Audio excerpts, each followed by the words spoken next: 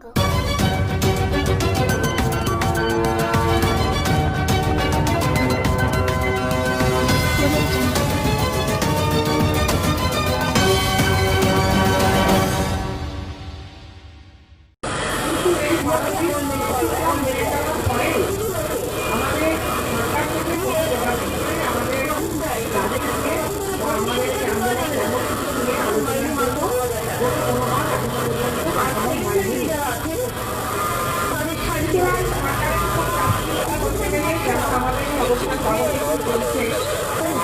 পাশাপাশি আমাদের আরো অন্যভাবে চাকরি করতে হয়।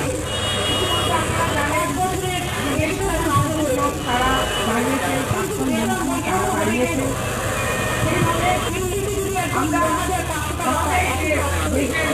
জলের সমাধান আছে তাদেরও আমরা পাশে পেতে চাই। তাদের পেতে গেলে আমাদের একটাই পথ, সেটা হচ্ছে আমাদের পথে ক্ষমা করা বা পথে নেমে আন্দোলন করা। এটাও আমাদের পথে নেমে আন্দোলন একটা নির্দিষ্ট জায়গায় নির্দিষ্ট মন্দির আমরা বসে আছি এবং সেই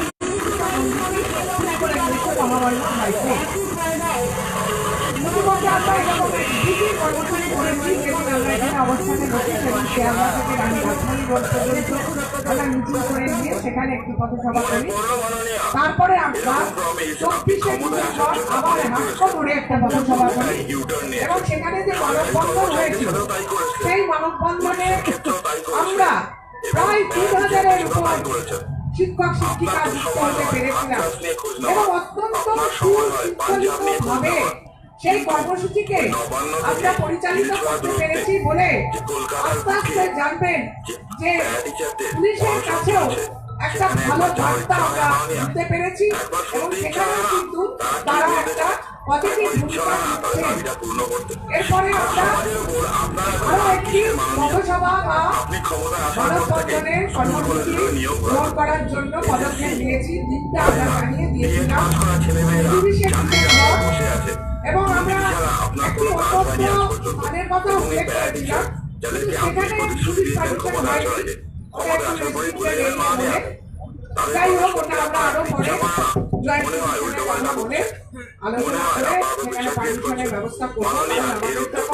অনির্দিষ্টকাল কতদিনকে বসে থাকতে হবে জানি না। ফলত আমরা সেখানে নেব নিশ্চয়ই পরবর্তীকালে, কিন্তু আগামীকাল আমরা যে কর্মসূচি নিতে চলেছি সেটা ওই একইভাবেই আমরা পথসভা করে মানববন্ধন করব এবং সেই কর্মসূচিটির স্থান হচ্ছে কলেজ স্ট্রিট। কলেজ স্ট্রিটে আপনারা জানেন যেটা একটা শিক্ষাঙ্গন বলে এই রাজ্যে প্রতিষ্ঠা পেয়েছে। সেখানে আমাদের প্রচুর ইউনিভার্সিটি কলেজ আছে, সেখানে বই পাড়া বলা হয়, বহু মানুষ সেখানে আসেন এবং এরকম একটি স্থানকে ওই জন্য আমরা শিক্ষক আন্দোলনের একটি উপযুক্ত স্থান বলে বেছে নিয়েছি। কলেজ স্ট্রিটের জাংশন যেটাকে বলা হয়, সেখানে আদি মোহিনীমোহন কাঞ্জিলাল যার দেখবেন অ্যাড করা হয়, বিজ্ঞাপন আমরা দেখি, ঠিক ওই দোকানটার সামনে ওই জায়গাটাতে আমরা জমায়েত করে সুশৃঙ্খলিতভাবে একদম গণতান্ত্রিক পথে আমরা কোনো রকম আইন অমান্য না করে আমরা সেখানে একটি পথসভা এবং মানববন্ধন করব। সময়টা হচ্ছে 11টার সময় আমরা সেখানে উপস্থিত হব। মোটামুটি 12টা থেকে শুরু হবে। হ্যাঁ, 11টা থেকে আমরা আমাদের দেখেছি যে শৃঙ্খল যেটা করি সেটাকে আমাদের সাজাতেও অনেকক্ষণ সময় লেগে যায়, কারণ একটা ওপেন রাস্তায় একটা পথে খোলা পথে প্রোগ্রাম করতে গেলে পুলিশ বেশিক্ষণ সময় দেয় না। অলরেডি তারা বলে দিয়েছে 2-2.5 ঘন্টার বেশি আপনারা সময় নেবেন না। ফলে আমাদের 8 ঘন্টা থেকে 45 মিনিট সেখানে জমতে, আমাদের সুসজ্জিত করতে আমাদের মানববন্ধনকে সময় লাগবে। আমরা 12:10-এর মধ্যে আমাদের স্লোগান সাউন্ডিং, ছোট বক্তৃতা, সেগুলো আমরা শুরু করব। সুতরাং 11টায় আপনারা ওখানে জমায়েত হবার চেষ্টা করবেন। যাই হোক, আজকে আমি আর বেশি কিছু বলবো না। আমার সহকর্মী যুব আহ্বায়ক ভগীরথ আছে, ভগীরথ বাকিটা বলবেন এবং আপনাদের সমর্থন আছে তো? তাহলে সর্বসম্মতিক্রমে আমরা এটা এই প্রোগ্রামটাকে ডিক্লেয়ার করি। ধন্যবাদ মধুমিতা দিকে। আজকে আমাদের কর্মসূচির একটা নতুন দিশা দেখালেন। নাকতলায় আমরা পারমিশন পাইনি, পুলিশ আমাদের পারমিশন দেয়নি, সে কারণে আমাদের এই পরিবর্তন এক প্রকার বাধ্য হয়ে করলাম। এবারে এই বিষয়ের উপর মনোরঞ্জন খুব সংক্ষেপে দু চার কথা বলার জন্য অনুরোধ করছি।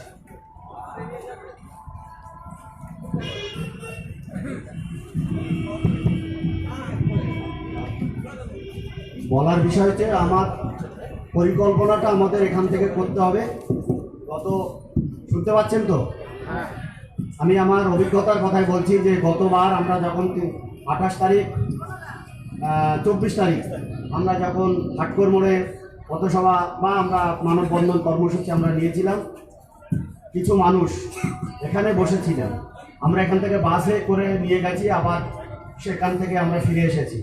অনেক মানুষ এখানে বসেছিলেন, তারা প্রথম থেকে ভেবেছিলেন যে আমাদেরকে নিয়ে হয়তো কোথাও আইন অমান্য বা অবরোধ এরকম কোনো কর্মসূচি হবে। এরকম ধারণা না করাই ভালো।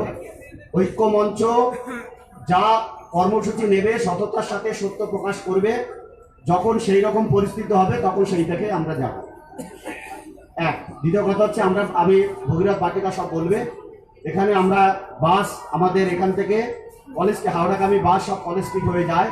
ঠিক আগের দিন যেমনভাবে আমরা তুলেছিলাম, আমরা নিজের টাকা ব্যয় করে আমরা ঐক্যমঞ্চের ফান্ড থেকে আমরা এখান থেকে যাব, আবার ওইখান থেকে যে বাসে আমরা আসব সেইভাবে আমরা এখানে আসব। সমস্ত টাকাই ঐক্যমঞ্চের ফান্ড থেকে আপনাদের সঞ্চিত তহবিল থেকে আমরা ব্যয় করি।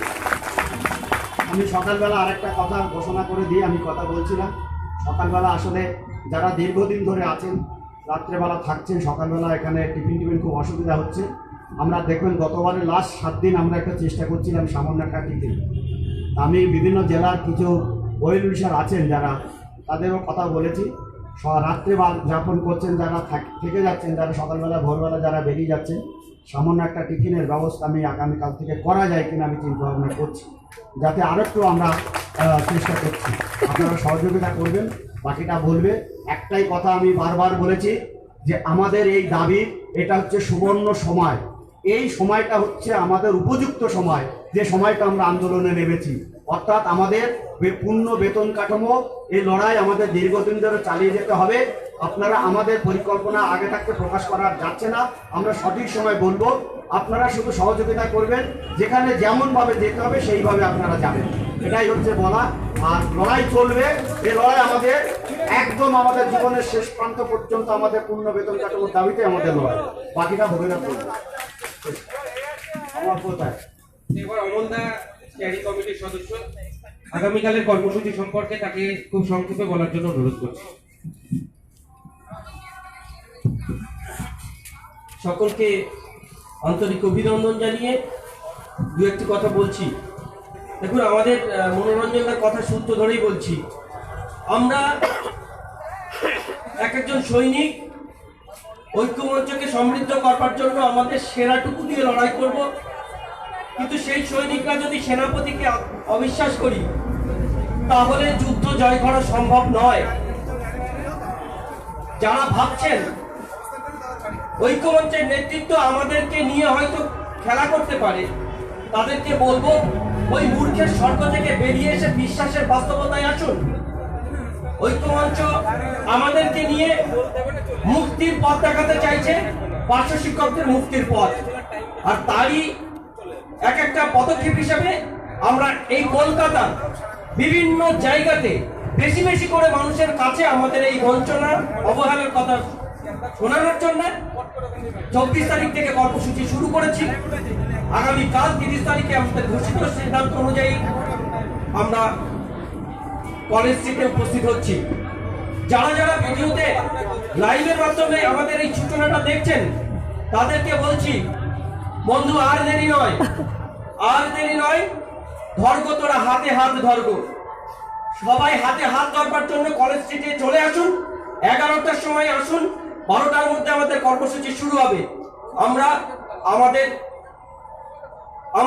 কাঙ্ক্ষিত লক্ষ্যে পৌঁছবো, আমরা আমাদের জয় ছিনিয়ে নেব। এইটুকু বলে সকলকে আগামী দিনের কর্মসূচি সফল করবার ডাক দিয়ে শেষ করছি। নমস্কার। আমিনাদি আসবেন না? আসুন সংক্ষেপে 2 লাইন বলুন।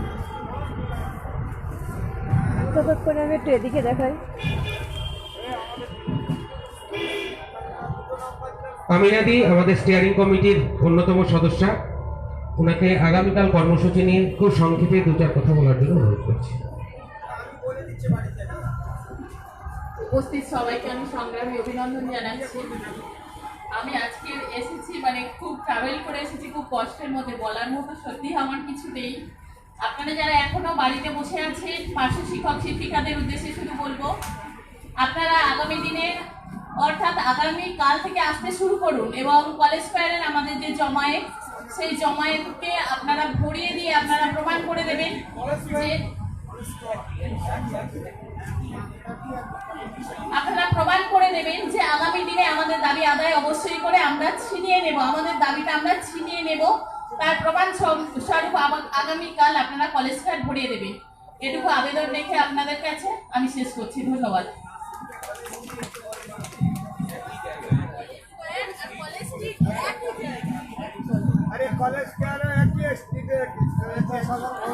প্রিয় সাথী, পার্শ্ব শিক্ষক ঐক্যমঞ্চের পক্ষ থেকে সকলকে সংগ্রামী অভিনন্দন জানাই। ইতিমধ্যেই আমাদের যুগ্ম আহ্বায়িকা পার্শ্ব শিক্ষক ঐক্যমঞ্চ মধুমিতাদি আমাদের নতুন কর্মসূচি ঘোষণা করেছেন। আমরা নাকতলার জন্য অ্যাপ্লিকেশন করেছিলাম, আবেদন করেছিলাম, কিন্তু নাকতলা এতটাই ভয় পেয়ে গেছে যে এই মুহূর্তে নাকতলায় ভদ্রলোকের বাড়ির সামনে পুলিশ পিকেট বসানো হয়েছে। এতটাই ভয় পেয়েছে ভদ্রলোক। তো যাই হোক, আমরা ভয় দেখাতে যাচ্ছি না, কোথাও ভয় দেখাতে আসিনি। আমরা এসেছি আমাদের ন্যায্য অধিকার নেওয়ার জন্য, আদায় করার জন্য। আর সেটা যতক্ষণ না দেবেন ততক্ষণ আপনি শান্তিতে ঘুমাতে পারবেন না। আপনাকে শান্তিতে ঘুমাতে দেব না। আমার পার্শ্ব শিক্ষকরা ফুটপাতে ঠান্ডার মধ্যে মশার কামড়ে গড়াগড়ি খাবে আর আপনি রুম হিটারে থাকবেন, এটা বেশি দিন চলবে না। ওই নাকতলাতে আমরা যাবই, আজ হোক আর কাল হোক, পারলে আটকাবেন। এবারে আমরা ভদ্রভাবে পারমিশন চেয়েছিলাম, আপনি দেননি। বাড়ির সামনে পুলিশ পিকেট কি, একটা আস্ত থানা বসিয়ে রাখুন, পার্শ্ব শিক্ষক ঐক্যমঞ্চকে আটকাতে পারবেন না। এখনো সময় আছে, আমরা যাব না। অত কষ্ট করতে আমরা আসিনি, আমরা শিক্ষক, আমরা অত কষ্ট সহ্য করতে পারি না।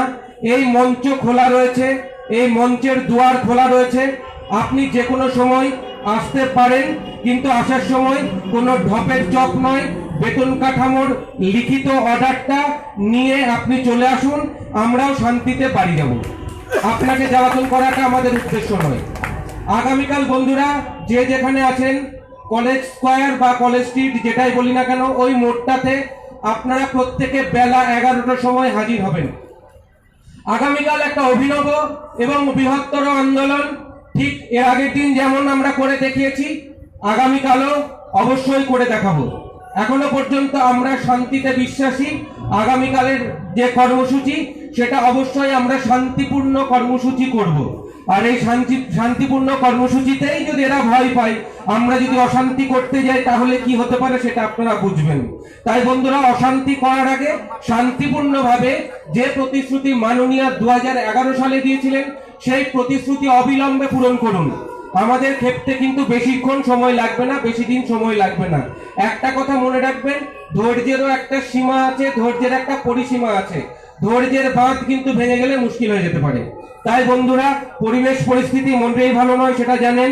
ঠান্ডা চরম পড়ছে। এই ঠান্ডা পরিস্থিতিতে কোথায় কখন কি হয়, কে কোথায় থাকে আর কে কোথায় যায় তার ঠিক নেই।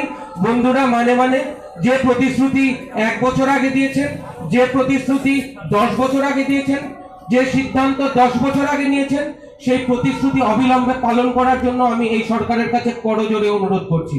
কারোর সঙ্গে কোনো বিরোধিতা নেই। আমি বলেছি যে এই সরকারকে ঠিক 11 সালে যেভাবে দুহাত ভরে আশীর্বাদ করে আমরা নিয়ে এসেছি ক্ষমতায়, আবারও আশীর্বাদ করতে আমাদের একবারও হাত কাঁপবে না, কারণ আমরা আপনার মতো অত কৃতজ্ঞতা রাখি না। আমরা দুহাত ভরে আবারও আপনাদের আশীর্বাদ করতে পারবো। আজকে দেখছেন যে পরিস্থিতি তৈরি হয়েছে সারা রাজ্য জুড়ে। আমি রাজনীতির কথা বলছি না, রাজনীতির কথা ভাববেন না। পরিস্থিতি কিন্তু অত্যন্ত সংকটময়। আমরা এমন কিছু টাকা চাইনি যে আপনাকে রাজকোষের কথা ভাবতে হবে, রাজকোষ দেখাতে হবে, কারণ আমাদের জন্য যে টাকাটা বরাদ্দ সে টাকাটা কেন্দ্র রাজকোষ থেকে আসে। এর জন্য কোনো রিজার্ভ ব্যাংক দরকার হয় না, এর জন্য কোনো রাজস্ব আদায় দরকার হয় না। শুধুমাত্র আপনারা কাটমানিটা একটু কম নিন, তাহলেই কিন্তু আমাদের সমস্যার সমাধান হয়ে যাবে। সে রাস্তা আমরা আপনাদেরকে দেখিয়ে দিয়েছি, আপনারা যদি না নেন আমাদের কিছু করার নেই। আর আগামী দিনে আমি অনুরোধ করব, আপনি রাজ্যের শিক্ষামন্ত্রী কিনা জানি না, তবে শিক্ষা দপ্তরটা আপনার নামেই রয়েছে। তাই বন্ধু, আপনার কথাবার্তা সেরকম ভাবেই শিক্ষক সুলভ বা সেই ধরনের বুদ্ধিজীবী হওয়া উচিত, কারণ এই দপ্তরটার আন্ডারে বুদ্ধিজীবী মানুষজনরাই আসা যাওয়া করে। তাই বন্ধু সাথী সকলকে অনুরোধ করব, আপনারাও একটু আমার হয়ে অনুরোধ করে দেবেন যে আগামী দিনে যে সমস্ত বিবৃতিগুলো উনি দিচ্ছেন বা দেবেন সেগুলো যেন একটু তথ্যবহুল হয়। কারণ এ বাংলার শিক্ষক ইতিহাসে পার্শ্ব শিক্ষকের সংখ্যা কোনোদিনই আর 90,000 80,000 ছিল না, আজও নেই। সে সংখ্যাটা আমি আপনাকে বলে দিচ্ছি একজন সাধারণ খেটে খাওয়া পার্শ্ব শিক্ষক হিসেবে। 2007 সাল পর্যন্ত এ বাংলায় পার্শ্ব শিক্ষক নিয়োগ হয়েছিল 56,000-এর একটু বেশি। যখন মাননীয় ক্ষমতায় আসেন দেদার প্রতিশ্রুতি দিয়ে যে ক্ষমতায় আসলে প্রথম কাজ হবে পার্শ্ব শিক্ষকদের স্থায়ীকরণ, ঠিক সেই সন্ধিক্ষণে পার্শ্ব শিক্ষকের সংখ্যা ছিল 51,000-এর কিছু বেশি। উনি ক্ষমতায় আসার পর 3টি ধাপে পার্শ্ব শিক্ষক নিয়োগ হয়েছে, প্রায় 38-3900 পার্শ্ব শিক্ষক নিয়োগ হয়েছে। অতএব পার্শ্ব শিক্ষকের সংখ্যা কখনোই 56,000-এর বেশি হয়নি। আপনি যে বেতনের কথা বলেছেন যে 4,000 থেকে নাকি আপনি 13,000-এ নিয়ে গেছেন, অথচ পার্শ্ব শিক্ষকদের জীবনে কখনো 4,000 টাকা ভাতা ছিল না। আপনি বলেছেন ওরা কি কারণে বসে থাকে আমি জানি না, কি কারণে এসে বসেছে জানি না। আপনাকে যতদিন বিকাশ ভবনে ধরেছিলাম সেদিন আপনি সব জানতেন। সেদিন আপনি প্রতিশ্রুতি দিয়েছিলেন 1.5 মাসের মধ্যে ক্ষমতায় আমার প্রতিশ্রুতি পালন করব, 1.5 মাসের মধ্যে বেতন কাঠামো দেব, 2 মাসের মধ্যে বেতন কাঠামো দেব। আপনি বেমামুল ভুলে গেছেন। এই ভুলে যাওয়া রোগটা আপনার অতি অবিলম্বে ডাক্তার দেখানো উচিত, কারণ নইলে পরে শিক্ষকরা ফুটপাতে গড়াগড়ি খাবে আর আমার বাংলার সম্মান ধুলো লুটোলুটি হবে। এই লজ্জা শুধু আমার নয়, আপামর বাংলাবাসীর লজ্জা, সারা ভারতবাসীর লজ্জা যে শিক্ষকরা আজকে ফুটপাতে পড়ে রয়েছে ঠান্ডার মশার কামড়ে। ছোট ছোট বাচ্চা নিয়ে দিদিমণিরা বসে রয়েছে, তাদের ন্যূনতম টয়লেটের কোনো ব্যবস্থা আপনার প্রশাসন বারবার জানিয়েও করতে পারেননি, আপনি করে দেননি, আপনি করেননি আপনি। অথচ আপনি গত বছরে নাকি টয়লেট করে দিয়েছিলেন, পানীয় জলের ব্যবস্থা করে দিয়েছিলেন। আপনি ক্রেডিট নিচ্ছেন, আপনার রোগী হচ্ছে এটা আপনি ক্রেডিট নিতে চান। আর আমরা ক্রেডিট নয়, আমরা বেতন কাঠামো চাই। আপনার সাকরেদ যেমন ভাবে প্রতিনিয়ত ক্রেডিট নেই, আপনি বোধহয় তার পিছনে ক্রেডিট নেওয়ার জন্য ব্যস্ত হয়ে রয়েছেন। আমরা ক্রেডিট চাই না, আমরা বাঁচতে চাই। আমরা হাজার হাজার শিশুর মুখ পানে চেয়ে, আমরা শিশুদের ভবিষ্যতের কথা ভেবে, শিক্ষা ব্যবস্থার কথা ভেবে, বাংলার শিক্ষার যে গৌরবময় উজ্জ্বল যে দিক ছিল সেটাকে ফিরিয়ে আনার জন্যই আমাদের এই লড়াই। হাজার হাজার মানুষ আজকে তাকিয়ে রয়েছে পার্শ্ব শিক্ষকদের জীবন জীবিকা, তাদের ভবিষ্যতের দিকে বাংলার মানুষ, সাধারণ মানুষ তারা তাকিয়ে রয়েছে। আর আপনি ঠান্ডা ঘরে বসে, আজকে শীতকালের দিনে রুম হিটারে বসে আপনি টিভি মিডিয়ায় বিবৃতি দিচ্ছেন। কেন স্যার, একবার আসুন না, এই মঞ্চ আপনারই জন্য খোলা রয়েছে। আপনি একবার এসে আপনার যোগ্যতার পরিচয় দিন যে হ্যাঁ আপনি পারেন। মাননীয় মুখ্যমন্ত্রী যে ঘোষণা করেছিলেন, মাননীয় মুখ্যমন্ত্রী যে প্রতিশ্রুতি দিয়েছিলেন, তিনি যে সিদ্ধান্ত নিয়েছিলেন, সেই সিদ্ধান্ত কার্যকরের ক্ষমতা আপনার রয়েছে। আপনি একবার দেখিয়ে যান পার্থবাবু, সারা বাংলার পার্শ্ব শিক্ষক সারা জীবন আপনার কাছে কৃতজ্ঞ থাকবে। আমরা এখানে কোনো রাজনীতি করতে আসিনি, আমরা কোনো সরকারের পরিবর্তন ঘটাতে আসিনি, কোনো সরকারকে রাখতেও আসিনি। আমরা এসেছি শুধুমাত্র বাংলার শিক্ষাকে বাঁচানোর জন্য। আপনি তার জন্য বারবার বিভেদমূলক কথা বলেছেন। আপনি বিভিন্নভাবে টিভি মিডিয়াতে আপনার লোক বসিয়ে পার্শ্ব শিক্ষকদের এতদিনের যে কর্মপ্রচেষ্টা, তাদের যে নিরলস চেষ্টা, এবং সেই চেষ্টার ফলে আজকে স্কুল ছুট ছাত্রের সংখ্যা সবচাইতে যেমন কম, কন্যাশ্রীতে আপনি 1 নম্বর, ছাত্রসাথীতে আপনি 1 নম্বর, সবকিছু পার্শ্ব শিক্ষকদের প্রতিনিয়ত কর্ম প্রচেষ্টার ফল। আজকে যে সমস্ত ছাত্রছাত্রীরা আমাদের ডাক্তার, ইঞ্জিনিয়ার, বড় বড় জায়গায় গিয়েছে, উকিল হয়েছে, সেটা কিন্তু পার্শ্ব শিক্ষকদেরই ফল। হাজার হাজার ফ্যান ফলোয়ার যারা আমাদের ছাত্র ছাত্রী রয়েছে তারা কিন্তু সবটা দেখছে। 2021 বেশি দেরি নেই, আমরা কিছু না বললেও তারা কিন্তু আপনাদের ছেড়ে কথা বলবে না, কারণ তারা আজকে দেখতে পাচ্ছে তাদের শিক্ষকরা, তাদের শিক্ষিকারা রাস্তায় পড়ে রয়েছে, আর পার্থবাবু ওখানে বসে বসে ভুলভাল বিবৃতি দিয়ে জনগণের সঙ্গে পার্শ্ব শিক্ষকদের খেপিয়ে তুলছে। আপনি বলছেন ধাপে ধাপে, আপনি যে ঢপে ঢপে বলছেন, আপনি যে এটা ধাপ্পা দিচ্ছেন, সেটা আজকে ইতিমধ্যেই পরিষ্কার যে আজকে প্রাইমারিতে যে ফর্ম ফিল আপ চলছে সেখানে আমার একজন পার্শ্ব শিক্ষক সাথীও সেখানে ফর্ম ফিল আপ করতে পারছে না। তার কারণ হচ্ছে তারা যে ট্রেনিংটা করেছে সেটা পর্যন্ত আপনারা ওখানে আপলোড করে রাখেননি, ফলে তারা কিন্তু ওই ফর্ম ফিল আপ করতে পারছে না। ইতিমধ্যেই যে 55 বছর বয়স পর্যন্ত এসএসসিতে আমাদের বসার সুযোগটা ছিল সেটা পর্যন্ত আপনি কেড়ে নিয়েছেন অন্যায়ভাবে, আর আপনি ধাপে ধাপে বলে ঢপ দিচ্ছেন। এই ঢপবাজি কিন্তু বন্ধ করুন অবিলম্বে, নইলে পরে কিন্তু ওই যে তলায় থাকেন না কেন, বাসতলায় হোক আর বেলতলায় হোক, পার্শ্ব শিক্ষকদের কিন্তু আগামী দিনে আটকে রাখার ক্ষমতা আপনার হবে না। সে পুলিশ ক্যাম্প থাকুক আর থানায় থাকুক, আমরা সেই তলাতেই আপনার কাছে পৌঁছাবো এবং আমাদের ন্যায্য অধিকার কিন্তু সেখান থেকে ফিরিয়ে আনবো আমরা। আপনি বলেছেন ধাপে ধাপে নিয়োগ করব, অথচ 2011 সাল থেকে একবার মাত্র আপার প্রাইমারিতে আপনি নিয়োগ করেছেন 10% সংরক্ষণে, সেখানে 600-700 জনের বেশি চাকরি আপনি দিতে পারেননি। 15 সাল নাগাদ প্রাইমারিতে একবার নিয়োগ হয়েছে, সেখানে আপনি প্যারা টিচার কোটায় ফ্রেশারদেরকে অর্থের বিনিময়ে না কিসের বিনিময়ে আপনি তাদেরকে ঢুকিয়ে প্যারা টিচারদের জায়গাগুলোকে ব্লক করে দিয়েছেন। তার তথ্য প্রমাণ সমস্ত কিছু ঐক্যমঞ্চের হাতে রয়েছে। আপনার যদি হিম্মত থাকে, আপনার যদি ক্ষমতা থাকে, রাজ্য সরকার থেকে শ্বেতপত্র প্রকাশ করে বলুন যে আপনি ধাপে ধাপে কতজন পার্শ্ব শিক্ষককে চাকরি দিয়েছেন। ওই ভাঁওতাবাজি ঢপবাজি অন্য জায়গায় মারবেন। পার্শ্ব শিক্ষক ঐক্যমঞ্চের নেতৃত্বে আজকে রাজ্যের হাজার হাজার পার্শ্ব শিক্ষক একত্রিত, আর তারা সেই ঐক্যবদ্ধ রূপ দেখানোর জন্য আগামীকালে কলেজ স্কয়ারে প্রত্যেকটা পার্শ্ব শিক্ষক হাজির হচ্ছে। আপনি দেখে নেবেন যে আপনার যত সংখ্যক ভোটার, আপনি যতগুলো ভোট পেয়েছেন গত বিধানসভায়, সেই ততগুলো লোক কিন্তু ওখানে কালকে হাজির হবে সারা বাংলা থেকে, এবং আপনাকে দেখিয়ে দেবে আপনার মিথ্যাবাজিতে পার্শ্ব শিক্ষকরা বুঝছে না, আপনার প্রতিশ্রুতিতে আর ভুলছে না, আর কোন রকম কাজ হবে না। আপনি ভোট দেখিয়েছেন, অথচ যে 10 বছর আপনি ক্ষমতায় রয়েছেন তার মধ্যে 7 বছর আপনি শিক্ষা দপ্তরে রয়েছেন। সেই 7 বছরের মধ্যে অন্তত 4টে ভোট হয়েছে। সেই ভোটের আগে পরে আপনি কি করেছেন তার খতিয়ান কিন্তু আপনার নেব, এবং সেই খতিয়ান নেওয়ার জন্য আপনাকে যেখানে যেতে হয় আমরা কিন্তু সেখানেই যাব। আর তার আগে এখনো সময় আছে। আপনাকে বলবো, করে জোরে বলবো, আপনি আসুন, এই মঞ্চ আপনার জন্য অপেক্ষা করছে। হাজার হাজার পার্শ্ব শিক্ষক মা বোনেরা, বাংলার 48,000 পার্শ্ব শিক্ষক আপনার অপেক্ষায় রয়েছে। আপনি আসুন, মাননীয়াকে বলবো আপনি ওই মিথ্যাবাদী শিক্ষামন্ত্রীর কথাই ভুলবেন না। রাজ্যের পার্শ্ব শিক্ষক, আপামর পার্শ্ব শিক্ষক আপনার মমতাময়ী রূপ দেখার জন্য এখনো বসে রয়েছে। আপনাকে প্রতিনিয়ত মিথ্যা কথা বলে আমাদের থেকে আপনাদের দূরে সরিয়ে রাখার চক্রান্ত এক শ্রেণীর আমলা আর আপনার ওই শিক্ষামন্ত্রী দুজন মিলে করেছে। আমরা আপনার ছিলাম, আছি। আগামী দিনে যদি আপনি দেখেন আমাদের থাকতে কোনো রকম অসুবিধা নেই, তার কারণ শিক্ষকরা কোনো রাজনীতি করে না, রাজনীতি করছে না, রাজনীতি করবে না যদি তাদের ন্যায্য অধিকার যদি আপনি ফিরিয়ে দেন। আজকে আপনি একজন মহিলা মুখ্যমন্ত্রী, আপনি আজকে ভাবতে পারেন আমার শিক্ষিকারা তারা আজকে সিসিএল পায় না, আজকে তারা দূর দূরান্তে বিয়ের কারণে তাদের জায়গাটা পরিবর্তন হয়েছে, ঠিকানার পরিবর্তন হয়েছে, তাদের কয়েকশো কিলোমিটার দূরে তাদের স্কুলে যেতে হচ্ছে। আপনি একটিবার ভেবে দেখবেন যে তারা কতটা কষ্ট যন্ত্রণা সহ্য করে যায়। তারা যে কটা টাকা মাইনে পায় তার অর্ধেকের বেশি টাকা গাড়ি ঘোড়া খরচে চলে যায়, যাতায়াত করেছেই চলে যায়। তারপরে স্কুলের টিফিনের যে রেশারেশি চলে, বিশেষ করে গার্লস স্কুলগুলোই, এবং দিদিমণিদের সঙ্গে অ্যাসিস্ট্যান্ট দিদিমণিদের যে ওই খাবারের কম্পিটিশন সেটা অত্যন্ত লজ্জাজনক। আমার শিক্ষিকাদের প্রতিনিয়ত তাদের হীনমন্যতায় ভুগতে হয়, মাথা নত করে তাদেরকে চলতে হয়।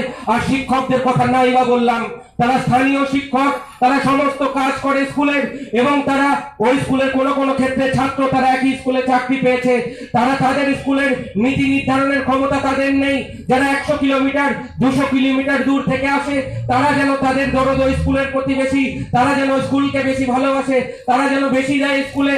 যারা 11:30টার সময় স্কুলে ঢোকে 3:30-এর মধ্যে চলে যায়, তাদের দরদ অনেক বেশি।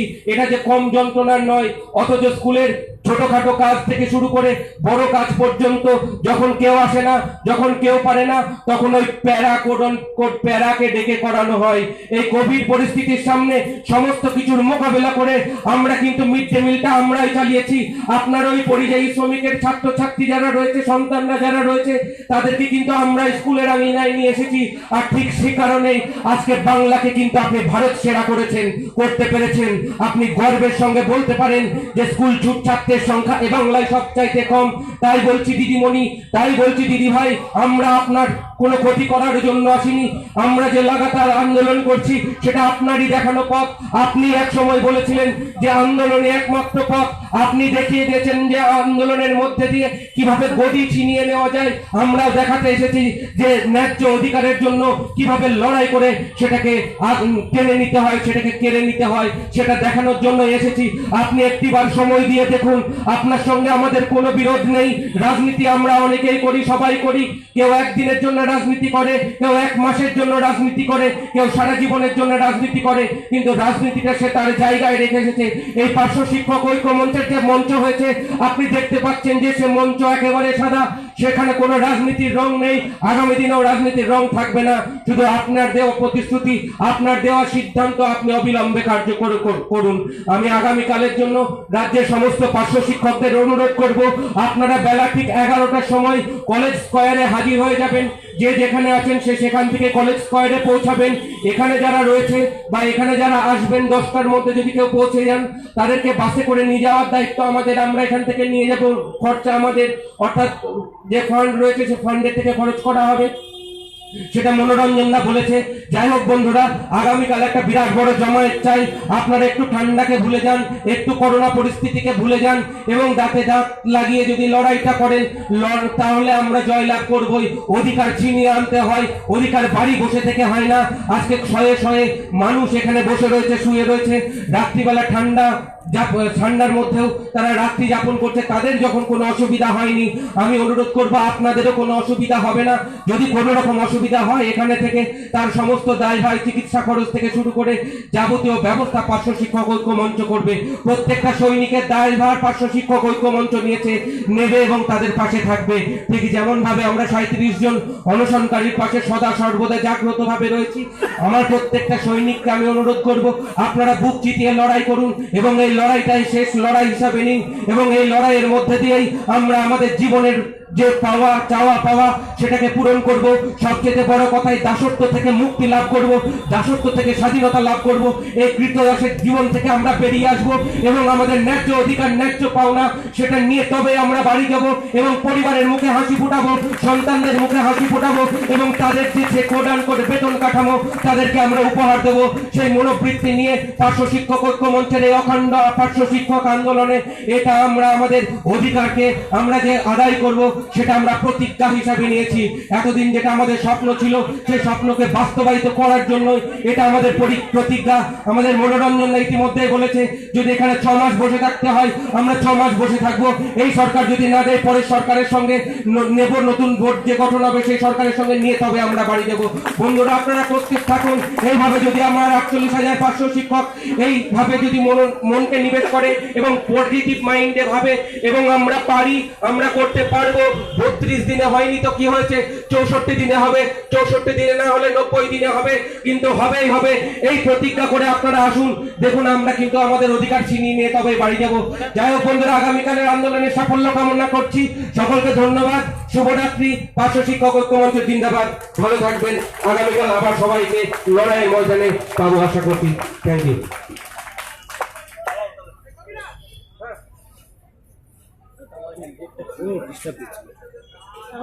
তোমার কিসের নেট? ভোদা ভোদা খোদা তোমাদের জিও জিও, ওই জন্যই তো হচ্ছে। জিও তো সহি জামাল লাগানো আছে।